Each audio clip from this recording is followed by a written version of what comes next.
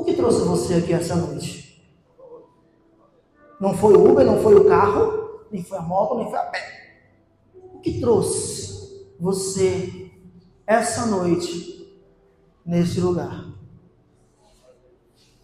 Qual foi a motivação? Foi aquele irmãozinho chato que todo domingo lhe convida e você nunca estava vindo. Aí eu disse, não, hoje eu vou, é para ele parar de me perturbar. Porque eu já fui assim também. E graças a Deus e ao irmãozinho chato, hoje eu sirvo ao Senhor. Mas qual foi a motivação? Não, eu vou ver o ministério do louvor, eu vou cantar as músicas.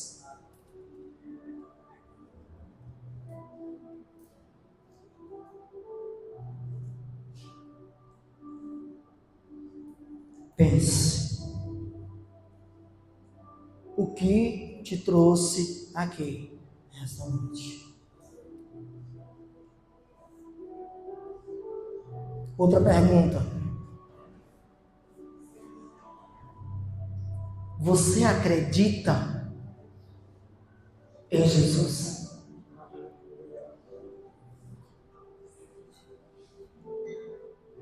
Você acredita na cura? Você acredita no milagre? Na restauração? Você acredita na cruz? Você acredita no poder do sangue de Jesus? Você acredita na salvação? O que te trouxe aqui nessa noite? Verdadeiramente você acredita? Hebreus capítulo 12, a partir do verso 1.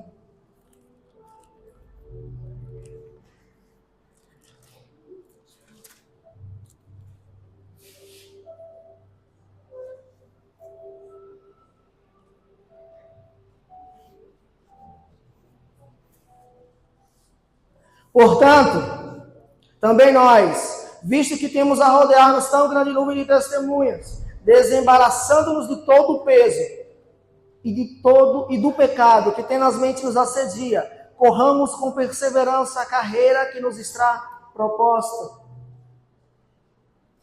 olhando firmemente para o autor e consumador da fé, Jesus. Quem é o autor e o consumador da fé? Jesus. Quem é o autor e o consumador da fé? Jesus. Aleluia. O qual, em troca da alegria que lhe estava proposta, suportou a cruz, não fazendo de ignomínia, e está sentado à destra do trono de Deus.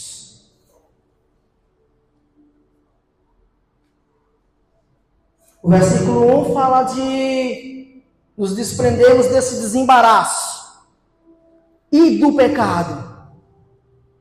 Ei, tem coisas que nós precisamos abrir mão. Precisamos nos desembaraçar. E existe o pecado. Tem coisas que não são permitidas, mas que precisamos abrir mão por conta de que isso não está fazendo com que o propósito de Deus se cumpra em nossas vidas. Tem coisas que não são lícitas, mas que têm atrapalhado o desenvolvimento daquilo que Deus quer para as nossas vidas. E o pecado, não precisa nem falar.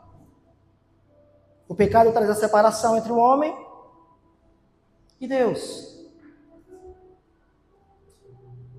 E no versículo 2 diz assim: o autor e consumador da nossa fé é Jesus, o qual em troca da alegria que estava proposta. No final do texto fala qual a alegria. Está sentado à destra do trono de Deus. Ele suportou a cruz.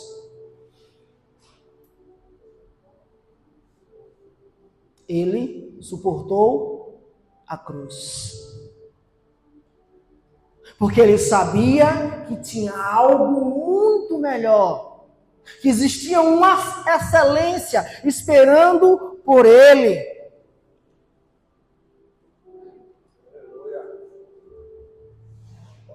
Aí eu pergunto, você acredita? Então se afasta desse embaraço, desembaraça. Olha para Jesus. Todas as vezes que nós olharmos para outro canto, nós iremos nos perder. Porque ele mesmo disse que ele é o caminho. Não fala-se sobre um caminho, mas fala-se sobre o caminho. O único caminho. Quando eu comecei a aprender a dirigir, e eu desisti por conta disso também, aí depois eu tive que aprender mesmo de verdade. Não sei quantos fizeram isso, mas na hora de passar a marcha, olha para a marcha. E quando eu fazia isso, o carro saía do caminho. E teve um momento que eu quase bato o carro por conta disso. Porque eu tinha que olhar, porque eu perdi o foco, eu tirei o olho da direção correta e eu ia sofrendo um acidente. E o dono do carro também, que o carro não era meu. Ei, olhar firmemente. Olhar firmemente é um olhar seguro, é um olhar forte. E todas as vezes que a igreja deixa de olhar para Jesus, ela se perde. Ela sai do caminho, ela perde o foco. Então, a falta de foco na coisa correta vai nos afastar do propósito de Deus.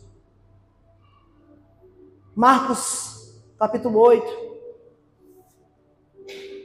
a partir do verso 22. Aleluia.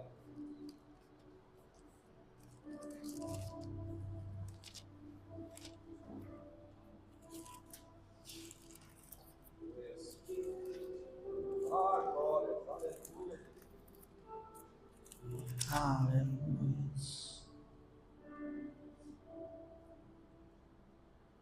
Então chegaram a Betsaida e lhe trouxeram um cego, rogando-lhe que o tocasse. Jesus, tomando o cego pela mão, levou-o para fora da aldeia e, aplicando-lhe saliva aos olhos e impondo-lhe as mãos, perguntou-lhe: vês alguma coisa? Este, recobrando a vista, respondeu: vejo os homens, porque como árvore os vejo andando. Então novamente lhe pôs as mãos nos olhos e ele, passando a ver claramente, ficou restabelecido e tudo distinguia de modo perfeito.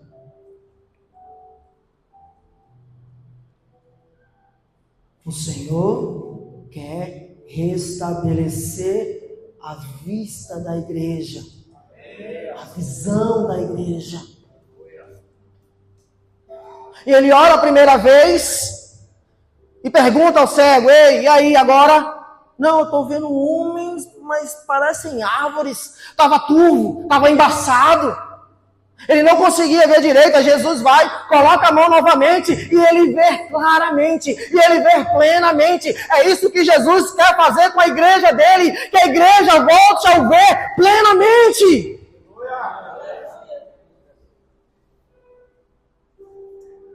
E se você entrou aqui nessa noite e você não tem uma aliança com Jesus, você ainda não viu Jesus, Ele quer fazer com que você o enxergue. Que a sua visão seja restabelecida nessa noite. E aqueles que não tinham aliança, comecem a enxergar Jesus. Porque é essa a vontade dele, que vejamos plenamente. A igreja não consegue ver Jesus plenamente, não consegue entender quem é Jesus, e fica perdida dando cabeçada. Não existe outro caminho, não existe nada além dele. Eu já experimentei.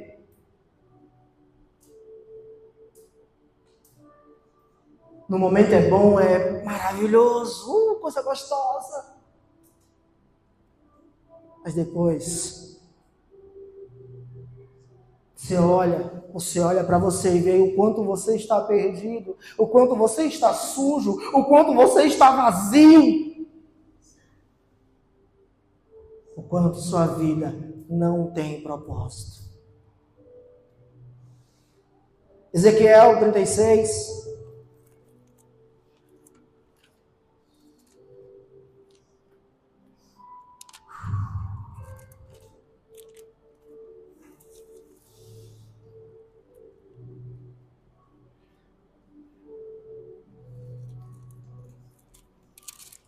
Nós vamos ler a partir do 21. Ezequiel 36, 21 diz assim: Mas tive compaixão do meu santo nome, que a casa de Israel profanou entre as nações para onde foi. Dize, portanto, a casa de Israel: Assim diz o Senhor Deus, não é por amor de vós que eu faço isto, ó casa de Israel, mas pelo meu santo nome, que profanaste entre as nações para onde fostes. Vindicarei a santidade do meu grande nome, que foi profanado entre as nações, o qual profanaste no meio delas. As nações saberão que eu sou o Senhor, diz o Senhor Deus, quando eu vindicar a minha santidade perante elas. Tornar-vos-ei de entre as nações, e vos congregarei de todos os países, e vos trarei para a vossa terra. Então aspergirei água pura sobre vós. Aleluia. E ficareis purificados de todas as vossas imundícies, e de todos os vossos ídolos vos purificarei. Dar-vos-ei o coração novo, e porei dentro de vós espírito novo. Tirarei de vós o coração de pedra, e vos darei coração de carne. Porei dentro de vós o meu espírito, e farei que andeis nos meus estatutos, guardeis os meus juízos e os observeis. O coração de pedra, o coração duro, o coração insensível é incapaz de sentir a presença do Senhor, de ser movido por Ele. Por isso que Ele disse: ei, eu vou tirar esse coração de pedra e vou dar um coração de carne. Eu vou colocar o meu Espírito sobre vós e vocês entenderão o que eu estou falando para vocês.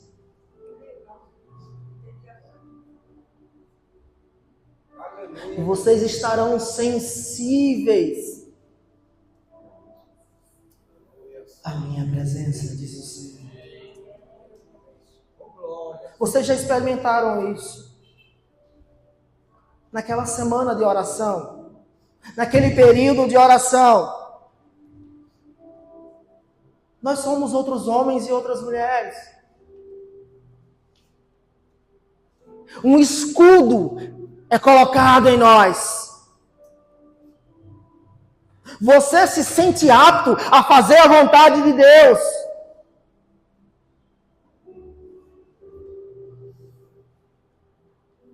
Por conta da sensibilidade do Espírito dele em nós. E hoje, quando nós tomamos a decisão por Jesus, esse Espírito, ele habita em nós.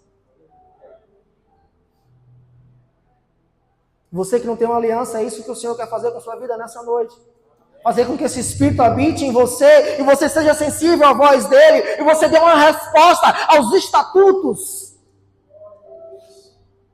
e aos juízos dele. É isso que o Senhor quer nas nossas vidas. E essa noite é uma noite propícia para isso acontecer. O que te trouxe aqui? Mas você está aqui. O Senhor te trouxe aqui nessa noite para você entender que a sua vista, que a sua visão precisa ser restabelecida. que você precisa voltar a ser sensível ao Espírito de Deus.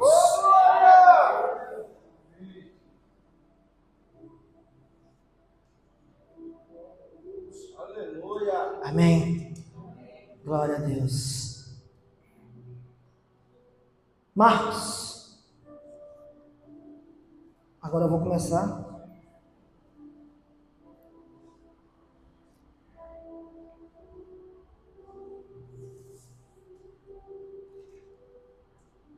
Eu não sei quantos já assistiram aquele filme Você Acredita?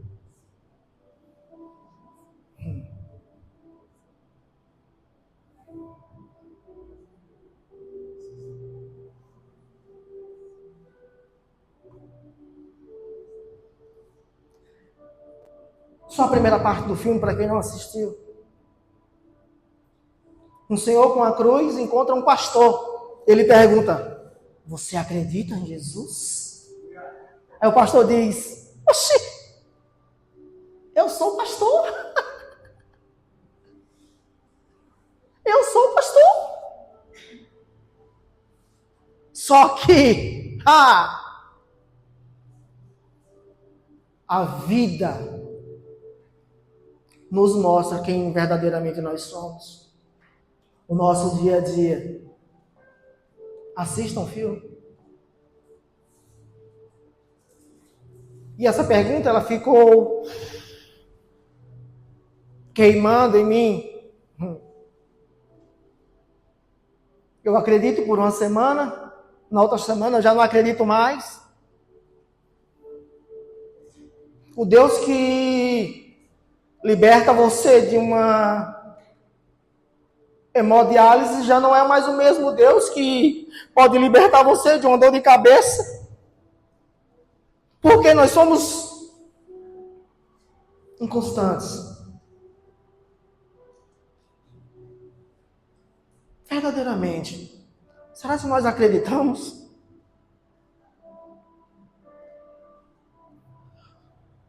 Nós temos dado atenção àquilo que tem sido ministrado nesse altar? Alguns domingos atrás, a irmã Brenda falou no texto de Jeremias. Tem bálsamo, a bálsamo em Gileade, a médica em Gileade. E por quê? O povo não está curado, o povo não está vivendo isso. Visão perdida, visão turva. Domingo passado, salvo engano, o pastor pregou: porque choras? Porque está chorando no túmulo de gente morta. Se o seu Senhor está vivo, porque Ele disse, Ele falou. E muitas vezes nós não acreditamos. E a nossa vida, ela perde o sentido.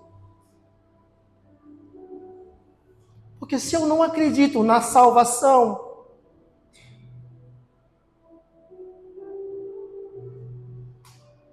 como é que vai ser a minha vida? Qual o propósito de viver isso? Se eu não acredito no meu milagre, qual o propósito de tudo isso?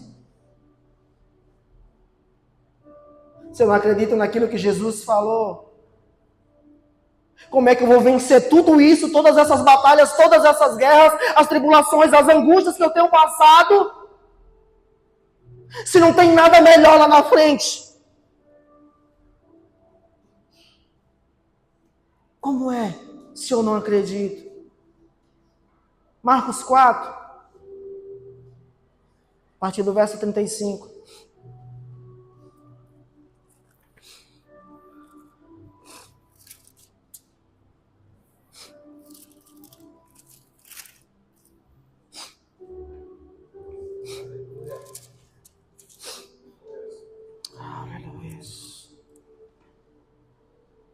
Naquele dia, já tarde, disse-lhes Jesus: passemos para outra margem.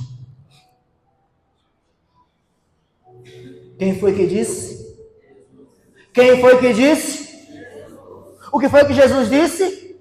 Passemos para a outra margem.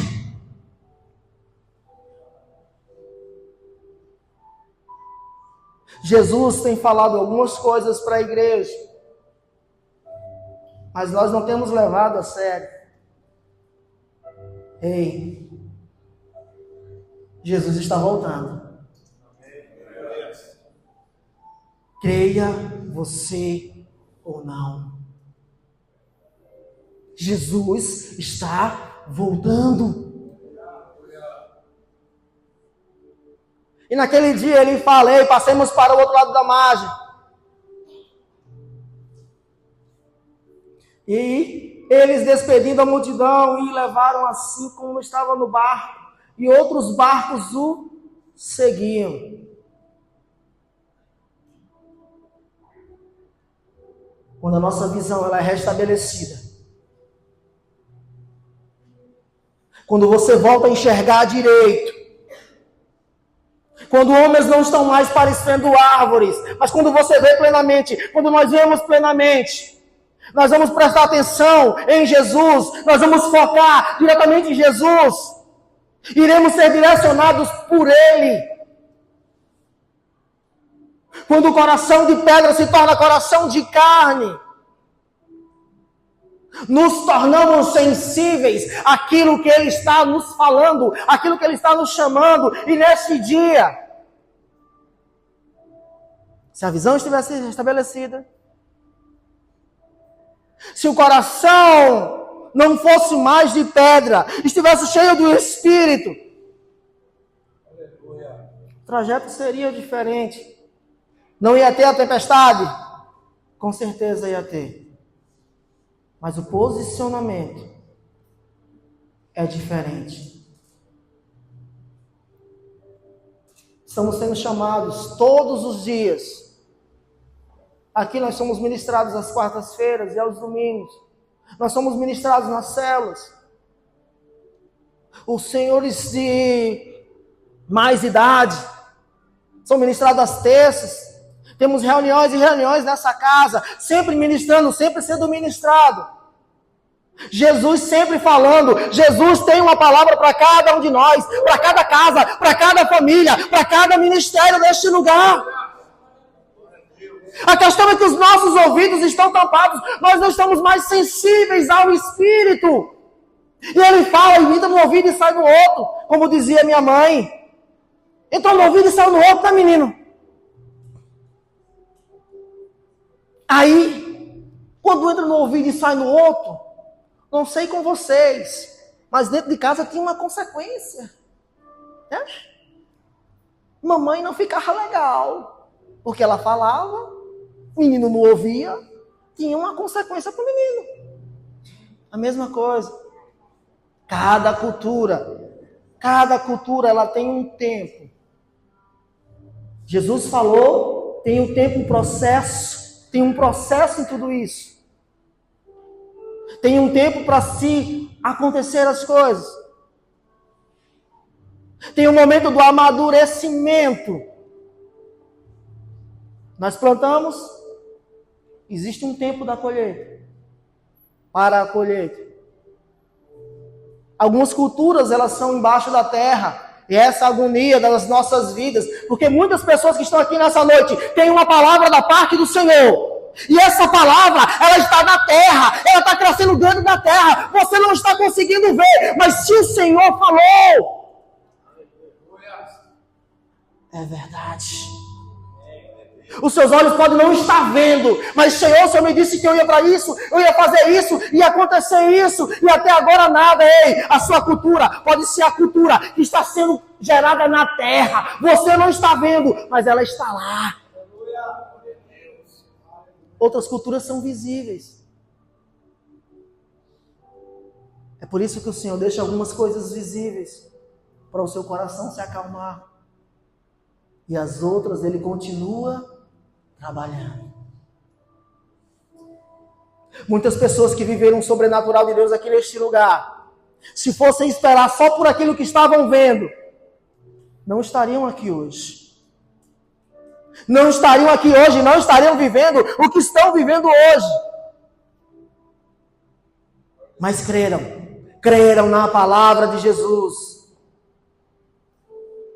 Recebi algumas profecias, algumas palavras. No momento eu disse, não, isso aí é impossível de acontecer. Mas Deus é Deus. E eu estou aqui hoje. Amém? Então espera Deus fazer. Se Jesus falou, versículo 37 e 38, nós vamos ler Marcos 4. Ora, levantou-se grande temporal de vento, e as ondas se arremessavam contra o barco, de modo que o mesmo já estava a encher-se de água. E Jesus estava na popa, dormindo sobre o travesseiro. Eles o despertaram e disseram, mestre, não te importa que pereçamos?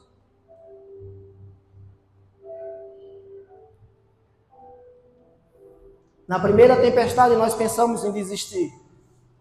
Na primeira tempestade nós dizemos, mas cadê Deus que mandou eu fazer isso?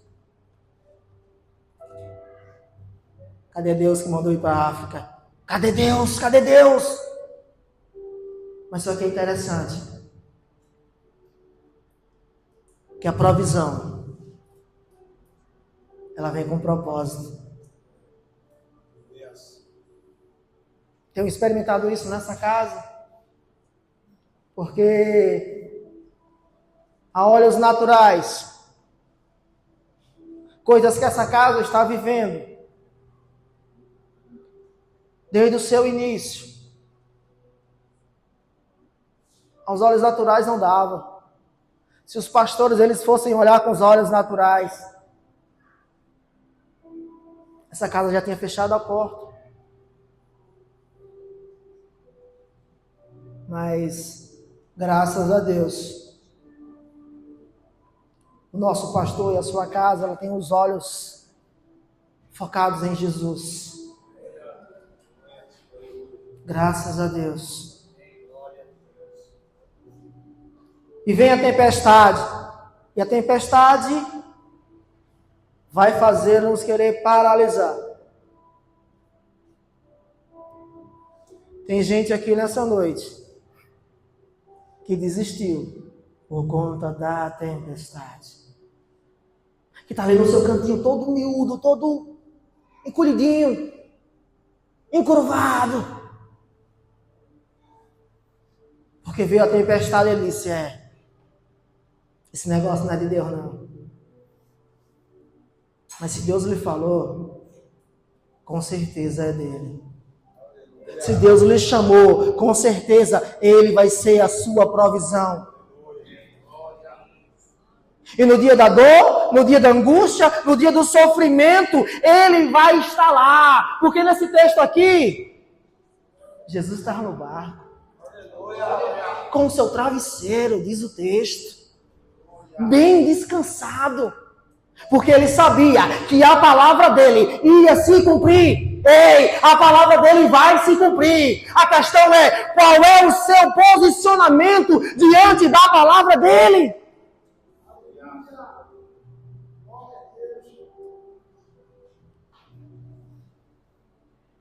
E durante a tempestade nós não conseguimos ver beleza. Mas só que a beleza da tempestade é Ele conosco. A beleza da tempestade é que Ele nunca nos abandona. A beleza da tempestade é que Ele sempre estará conosco até a consumação do século. Essa é a beleza da tempestade. Então, quando a tempestade vier, diante da palavra dele, olha para frente. Porque foi para lá que Ele te chamou. E é lá que Ele vai te colocar.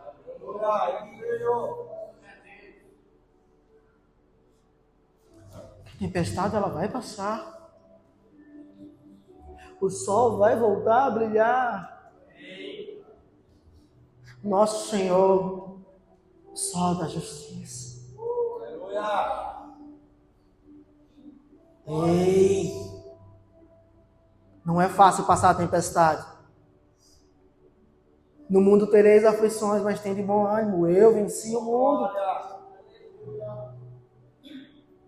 Ele falou isso quando ele estava indo para o Getsemane. Ele falou isso quando o processo ia começar sobre a vida dele. Ei, eu sei o que está acontecendo, eu sei o que vai acontecer. Tem de bom ânimo. A aflição ela vai vir, a tempestade vai vir, a tormenta vai vir, a tribulação vai vir. Mas se você começar a enxergar novamente, você me vê, você vai abrir os seus olhos e você vai me ver no barco. É por isso que a visão da igreja precisa ser restabelecida. É por isso que a visão dos irmãos precisa voltar. É por isso que o nosso coração de carne precisa se tornar coração de coração de carne. Precisa tornar coração de carne.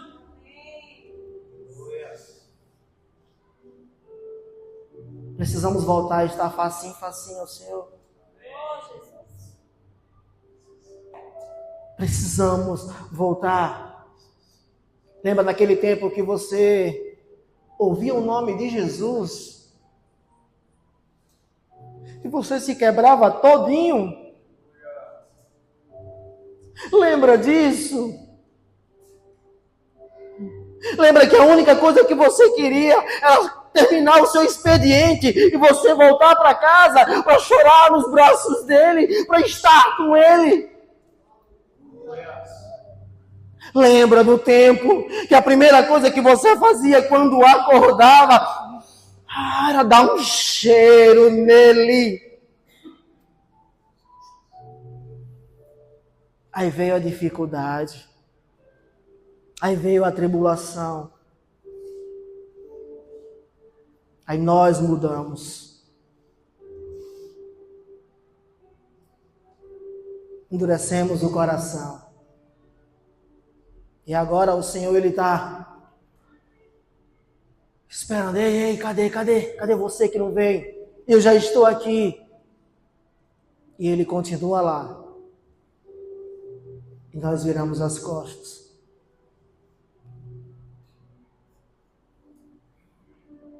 Isaías 43.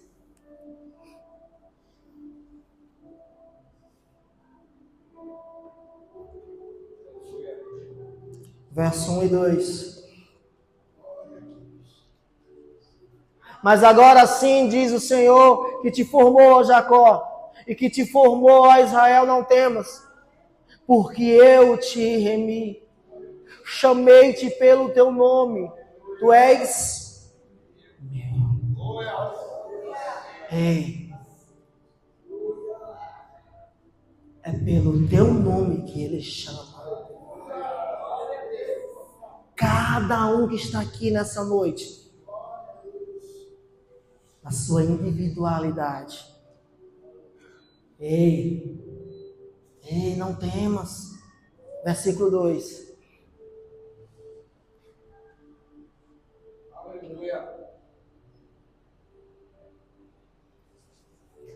Quando passares pelas águas, estarei contigo.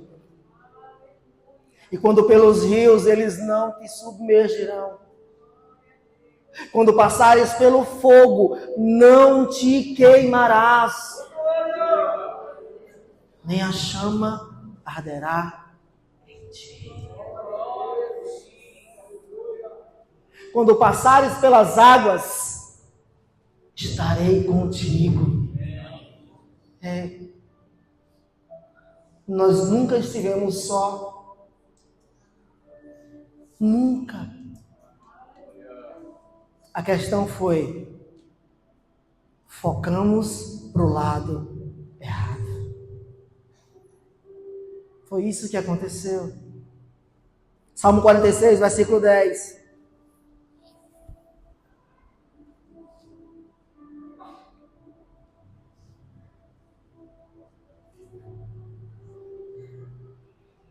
Aquietai-vos e sabei que eu sou Deus. Serei exaltado entre os gentios, serei exaltado sobre a terra. Ei, Ele vai ser exaltado, então te aquieta. A palavra dele vai se cumprir, então te aquieta nele, descansa nele. Se você deixou de acreditar, Volta a acreditar.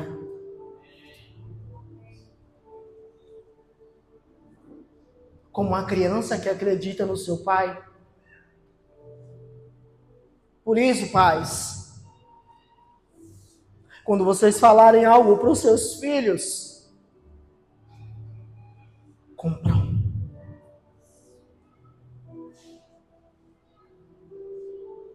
Porque o filho acredita no que o pai fala.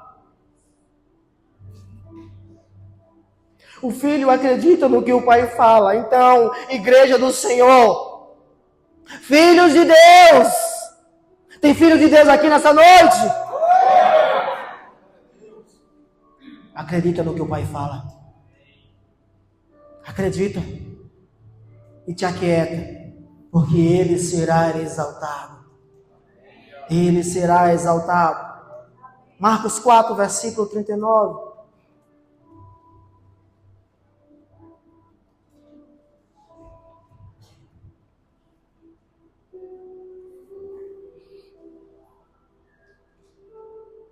E ele, despertando, repreendeu o vento e disse ao mar: acalma-te, emudece. O vento se aquietou e fez-se grande bonança. Então lhes disse: por que sois assim tímidos? Como é que não tendes fé? Jesus está perguntando: por que vocês não acreditaram que nós íamos passar para a outra margem? Jesus está dizendo: eu não falei. Eu não te dei uma palavra. Por que você não acreditou? Porque vocês não acreditaram.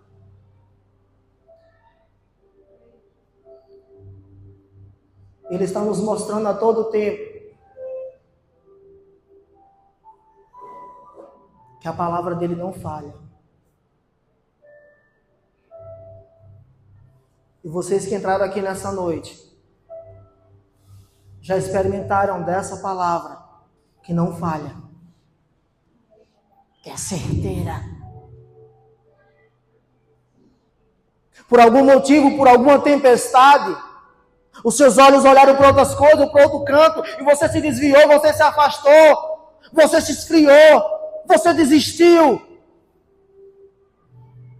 Mas mesmo com os discípulos lá desesperados, mesmo com eles lá não acreditando, Jesus se levanta,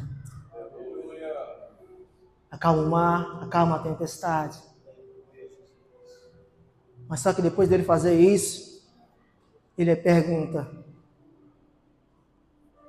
por que sois assim tímidos? Como é?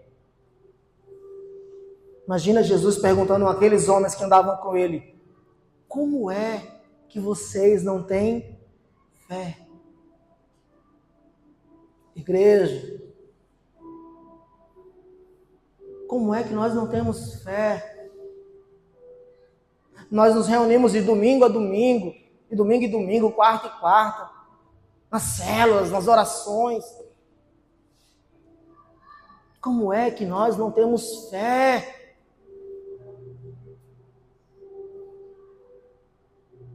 Mas nessa noite,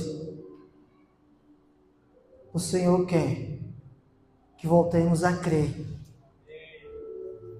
Nós precisamos voltar a crer. Porque o propósito de Deus vai se cumprir. Faça chuva, faça sol, tempestade ou bonança, noite, dia. O propósito dele vai se cumprir. A questão é: será se nós queremos, estamos dispostos a participar disso que o Senhor tem preparado para nós? Será se nós estamos mesmo dispostos a isso? Porque mesmo diante da palavra do Senhor, que é verdadeira, a tempestade ela vai vir. Mesmo diante da palavra do Senhor, as lutas elas virão. Mesmo diante de tudo isso. Mas o que precisa queimar no nosso coração é que quando você passar pelas águas, quando nós passarmos pelas águas, Ele estará conosco. Assim como foi com os discípulos, quando o barco estiver balançando, cheio de água, Ele está ali na popa do barco. Ou voltamos a acreditar nisso, ou a tempestade vai vir, vai nos jogar no mar, e nós iremos morrer. Tem pessoas que a tempestade veio, ela não acreditou que Jesus mandou passar para o outro lado. Está morta. Mas o Senhor quer te ressuscitar nessa noite, amém? O Senhor quer restabelecer o propósito dele na sua vida.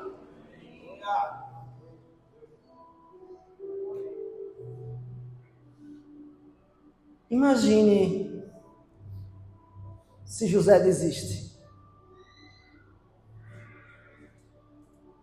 Na primeira malandragem que tinham feito com a gente, principalmente dos irmãos. Mas foram os meus irmãos me traíram. Eu queria saber, se fossem seus irmãos, você ia fazer o quê? Você ia deixar assim? Não ia fazer nada. José passa por tudo isso. O cara tá andando todo direitinho. Cara, você tá andando todo direitinho, velho. Aí, pá. Mas como é que pode? Eu estou cumprindo os estatutos. Como é que pode? Eu estou fazendo a vontade do Senhor. Como é que pode? Eu estou sendo fiel a Deus. E por que essas coisas sobrevêm sobre a minha vida, sobre a minha casa, sobre a minha família? A questão não são as tribulações. A questão é: quem está no barco? Quem está no barco? É só isso que importa. Porque a tempestade ela vai passar, a crise ela vai passar.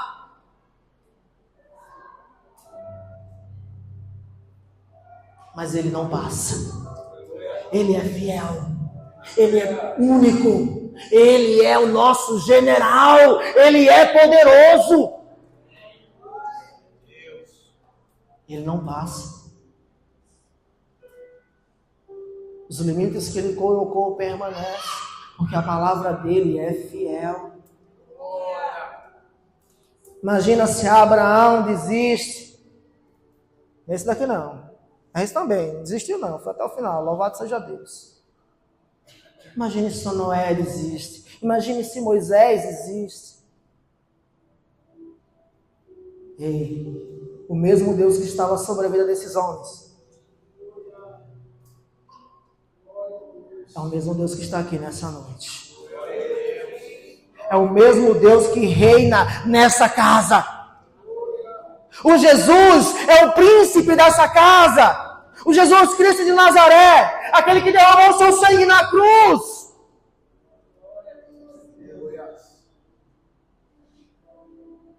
Mateus 24,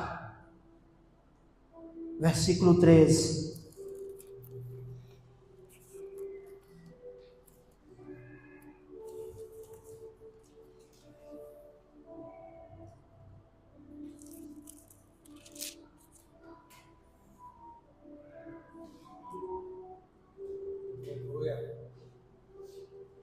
Aquele, porém, que perseverar até o fim,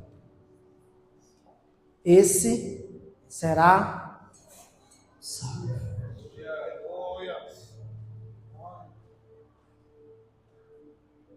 Todos nós temos as nossas dores, todos nós temos as nossas limitações, frustrações. Só que cada um na sua individualidade. Só que o Deus é um só. O mesmo Deus que fez milagre naquele tempo é o mesmo Deus que faz milagre hoje, agora, já. É o mesmo Deus. A questão é: você acredita? Você acredita que Deus pode restaurar a sua casa? Você acredita que Deus pode restaurar a sua saúde?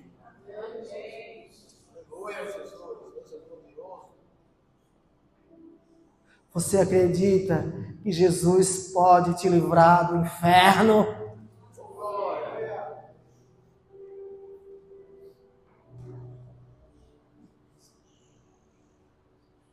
E o texto de Marcos segue. Tribulação passa, Jesus dá uma palavra. No meio existe uma tribulação, a tempestade. Jesus mostra que ele está ali, acalma a tempestade. Só que, segue o texto,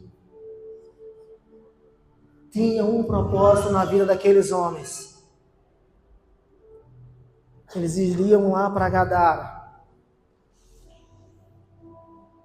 para salvar a vida de um homem.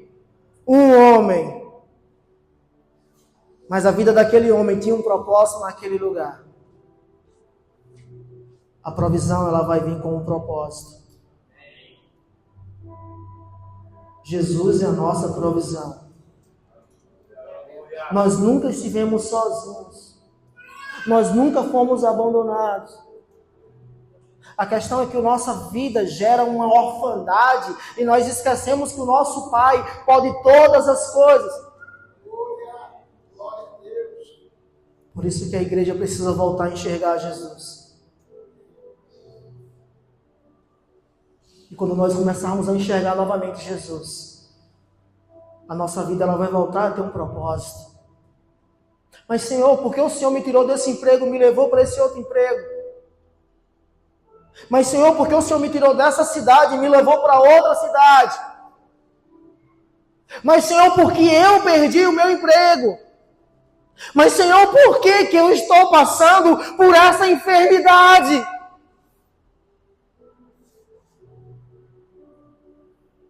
Olha para Jesus, autor e consumador da nossa fé.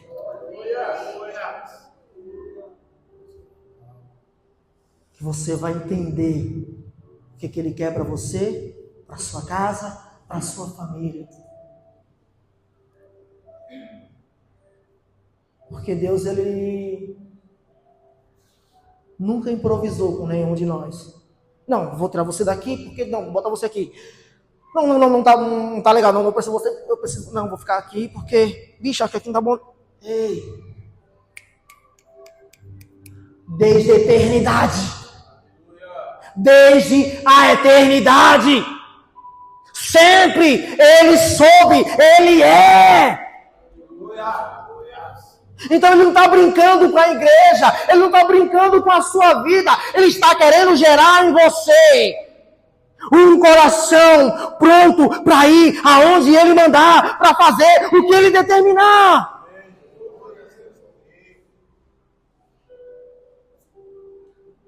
Nós aqui ficamos pulando de galho em galho. E muitas vezes estamos tão gordos de tanta coisa, que o galho ainda quebra.